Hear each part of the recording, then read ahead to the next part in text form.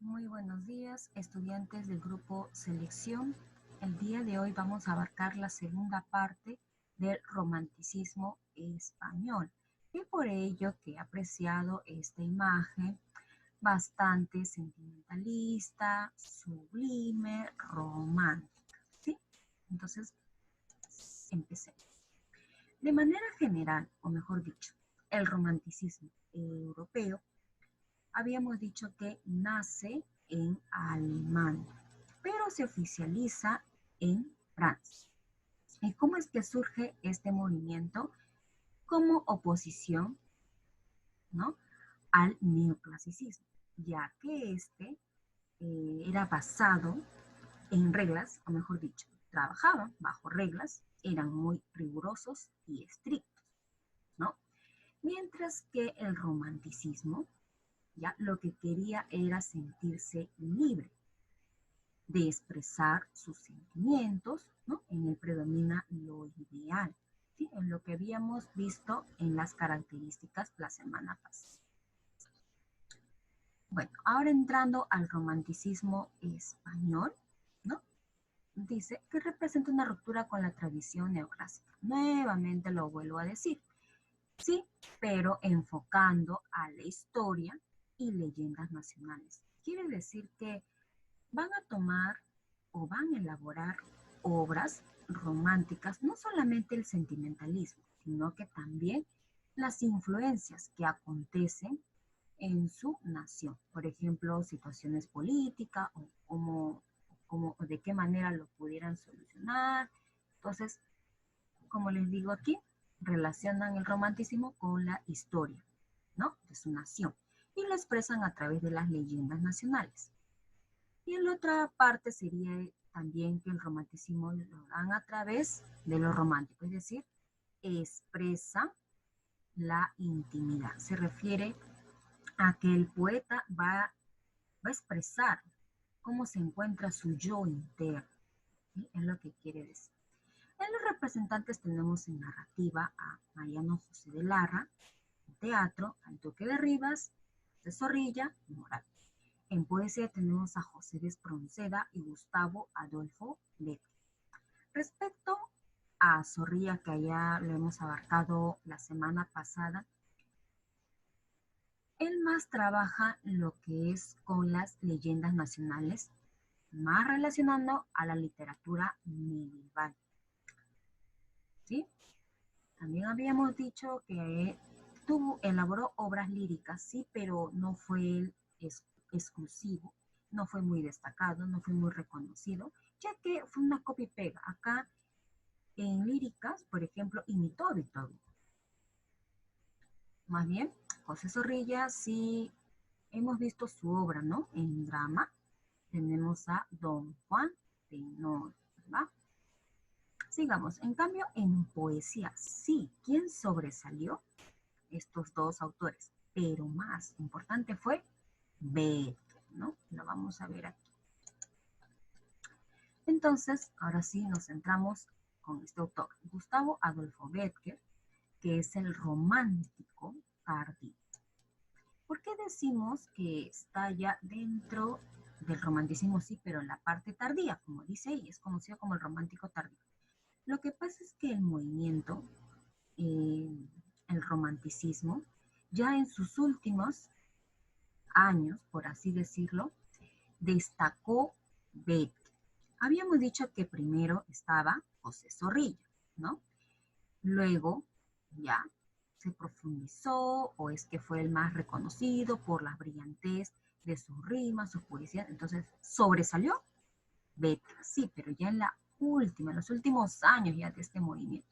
Entonces, también pudiéramos decir que es un poeta o autor post-romántico. Ya, ¿por qué decimos esto? Porque después del romanticismo viene el realismo, ¿ya? Entonces, ya por así decirlo, hasta lo hubieran considerado, creo, parte del realismo, pero no, como se percataron que sus obras eran muy exclusivas, muy sentimentalistas, entonces no, él es reconocido dentro del romanticismo, ya sea en la etapa última, no, eso no va a impedir, ¿no?, sino que está dentro todavía del romanticismo.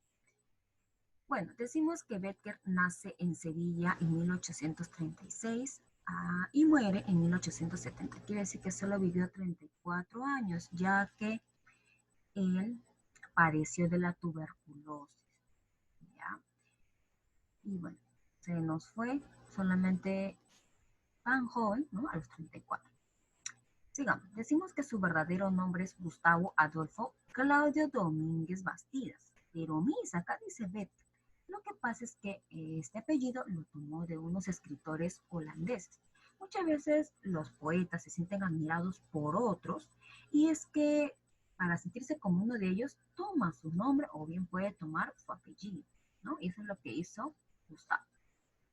Decimos que es romántico por la tendencia manifestada en sus obras. Dice, se haya notado en la novela realista. Lo que, como les había dicho, ¿no? El romanticismo, el movimiento. Después del romanticismo viene el realismo. Y es justamente que los autores realistas, ¿no? Más obviamente los realistas más sobresalen en novela. Entonces ellos, teniendo ya una perfección o una noción de su novela, ¿no? Tomaron o revisaron las obras de Bécquer y es que ahí, ¿no? Dijeron, ah, no, Bécquer sí es exclusivo en el romanticismo. Miren sus poesías, miren sus rimas, ¿no? Qué linda, ¿no? Qué brillantez tienen, ¿no? Entonces, con la novela realista, ¿no? Vamos a reconocer que Bécquer es más romántico, o mejor dicho, forma parte del romanticismo, ¿sí? Español. Ya así sea en la última fase, como dice acá, romántico tardío o post-romántico. Sigamos, decimos que su amor platónico fue Julia Espín. Esta señorita, ¿no? Aspiraba a grandes cosas, entonces no le gustaba la vida bohemia de Bécquer. Es por ello que no le hizo caso. Bécquer, aún así, ya se fijó en otra señorita que es Elisa de Guillén y esta sí le correspondió, pero lastimosamente solo estuvo, por así decirlo, como un capricho con Bécquer o solo por interés, porque cuando nuestro autor se sintió mal o no tenía los recursos para consentirla, ¿no? Entonces ella se sintió, por así decirlo, no estaba de acuerdo y prácticamente lo abandonó. Pobre Bécquer, ¿no? Pero ¿qué pasó? Él después, como mejorando, tener una relación ya más tranquila, ¿no? Se fijó en otra señorita, ¿no? También estaba un poco despechado nuestro Bécquer, ¿no? Y bueno, se casó con Casta Esteban Navarro, ¿no? Ya me voy a casar, voy a tener algo más formal. Y con ella tuvo hijos, pero lastimosamente no funcionó el matrimonio, es decir, pasaron los añitos y después se terminó el amor. Ay, no sé. Ya, seguimos. También decimos que Bécquer es un poeta esencialmente lírico, claro, como les había dicho. Él sobresalió en este género por sus rimas y su poesía, que tiene el encanto y la íntima dulzura de lo que nace espontáneamente del corazón. Eso es lo que vamos a ir viendo poco a poco cuando vayamos a sus rimas. Obras. El único libro que publicó Bécquer en vida fue Historia de los Templos de España, en el año 1857.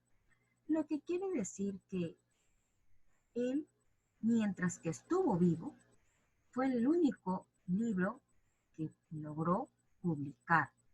Yo sé que también hubieron otras obras que él publicó, sí, pero esas obras no son tan reconocidas o no fueron tan completas, como sí lo es Historia de los Templos de España. Por eso está la más identificada, la más reconocida. Sin embargo, o a pesar de ello, sus demás obras fueron publicadas, pero como dice aquí, póstumamente. Quiere decir, fueron publicadas después de su muerte. ¿Sí? Ya lo vamos a ir viendo. De manera general decimos que sus obras completas abarcan lo que es prosa y verso, es decir, la combinación de ambas. No solamente va a ser pura prosa, no solamente va a ser puro verso. Esto lo vamos a ver en leyendas, por ejemplo. Aquí está prosa, ¿ya? La prosa, ¿no? Está conformado por las leyendas. ¿Cuántas son? Son 18 relatos breves de carácter fantástico y ambientados por la Edad Media.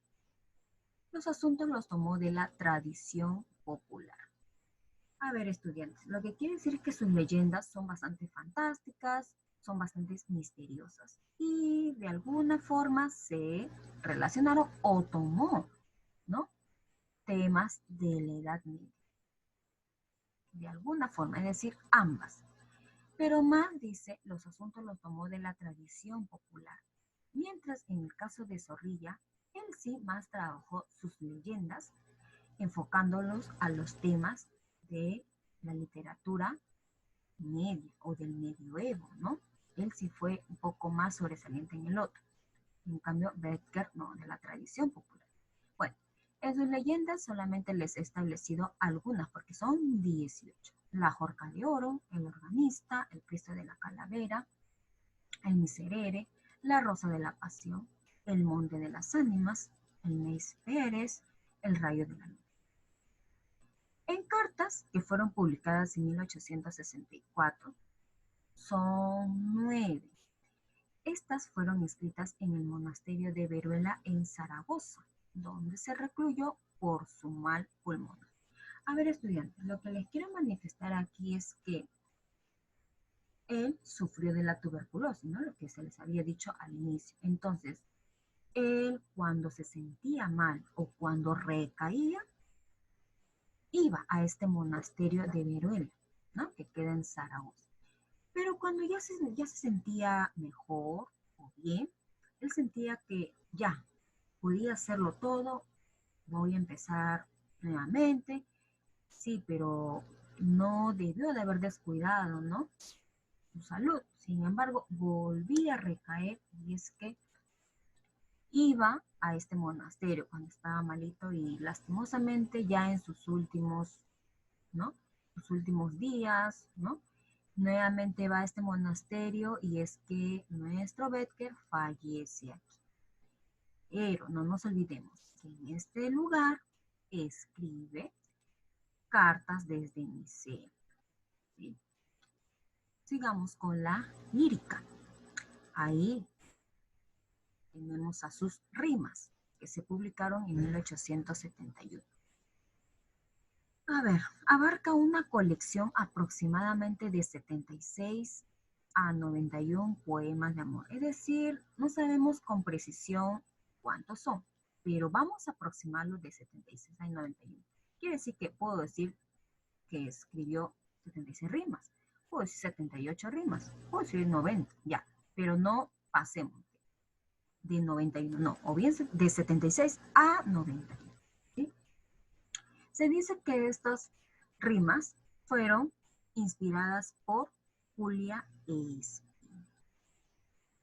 Vamos ahora a algunos datos de manera generales, enfocándonos a sus rimas, sus características, qué nos quiere decir o cómo son. Sus poesías generalmente son breves, gran sencillez y profundo subjetivismo. El poeta expresa su inquietud, sus sueños, su amargura y su dolor. Emplea los versos pares con una rima asonantada. La influencia de Heine es indudable. Quiere decir, estudiantes, que Becker expresa bastante sentimentalismo, bastante, como dice aquí, subjetivismo, también dolor, sueños, amargura, lo vamos a ir viendo.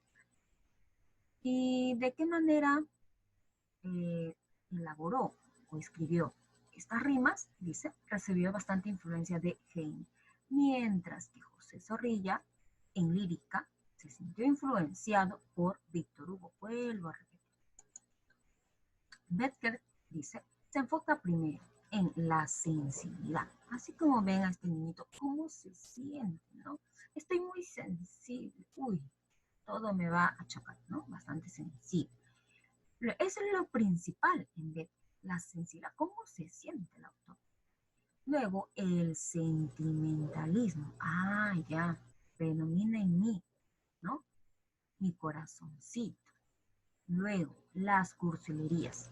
Quiero expresar cómo me siento. Ahí está, ¿no? Un ejemplo. Eres lo más bonito que me ha pasado en toda mi vida. Una cursilería, ¿verdad? Enfocándonos o profundizando un poco más en su rima. Dice, ¿qué es la poesía para Becker? Es producto de una misteriosa embriaguez de la inspiración. Quiere decir que las diversas sensaciones no sabe cómo explicarlo. Dice aquí, son imposibles de expresar, ¿no? En un lenguaje, ¿no? Es que abarca muchas cosas o muchas cosas y no sabe cómo explicarlo con una simple palabra, por así decirlo. Dice, la poesía no se puede reducir a la pura razón. No, porque cuando nosotros nos sentimos inspirados, pero me refiero en el campo romántico, obviamente predomina o le hacemos caso al corazón, no a la mente, no a la razón, ¿verdad? A la razón más bien vamos a tener todos los pensamientos ideales, por eso dicen no se puede reducir a la pura razón, no, sino también abarca el corazón. La poesía se encuentra en el espectáculo de la naturaleza, del misterio, ¿sí? Sigamos. También dice que la poesía es la lucha entre el sentimiento y la razón. Aquí le hago caso. Cuando estamos enamorados, cuando nos sentimos inspirados al sentimiento, ¿verdad? ¿Ya? Una parte será la razón, pero más es los sentimientos. Y finalmente en el amor, dice Goethe, ¿no? Entonces, más lo que a él prima o le parece importante es la sensibilidad. Es justamente aquí, se refiere al sentimiento. Vayamos a la parte aplicativa, dice resolviendo en casa. El poeta lírico del postromanticismo español. ¿Quién es el autor que ya estaba en la parte final del romanticismo? Es Becker, ¿verdad? Última obra de Becker. Habíamos dicho que en la primera serían las prosas. Dentro de ella tenemos a las leyendas, cartas. Y último tenemos en lírica a rimas, ¿verdad? Mientras sentirse puedan en un beso, dos almas confundidas. Mientras exista una mujer hermosa, habrá pues. Estos versos pertenecen a, ojo, una aclaración. Para Becker, la poesía, ya decimos que está en el espectáculo de la naturaleza, la lucha entre el sentimiento y la razón. Sí, pero para Becker también es importante, o mejor dicho, Becker va a encontrar poesía en la mujer. Si hay mujer, hay poesía. ¿Por qué? Debido a que nosotros, cuando buscamos a una señorita a quien amar, ¿no? Entonces nos vamos a volver románticos, ¿no? En lo que él dice. Y justamente en sus rimas, ¿por quién se sintió inspirado? Por Julia Speed, es decir, su musa. Entonces, también, ¿no? Él lo ha vivenciado, él lo ha expresado, él lo ha sentido, ¿no? Entonces, él por eso nos cuenta dónde va a encontrar poesía, en la mujer. Y ahí tenemos a Becker entonces. Una de las siguientes características no es del romanticismo. Esto ya lo habíamos dicho la semana pasada y decimos que es culto a la razón. Obra de Becker que fue escrita en el monasterio de Veruela, habíamos dicho, cartas. Ah, y aquí está una, pues cartas desde misa. Señala lo incorrecto de la vida de Becker. Su hermano Valeriano fue pintor. Sí, se casó con Elisa. No, no se casó con ella, solamente fue una de sus amoríos, por así decirlo. Becker muere habíamos dicho, en el monasterio de Veruela. Becker escribió rimas y leyendas. ¿Cuántas rimas habíamos dicho que son? Habíamos dicho del 76 al 91. Y en leyendas habíamos dicho que solamente son 18. Entonces la respuesta será la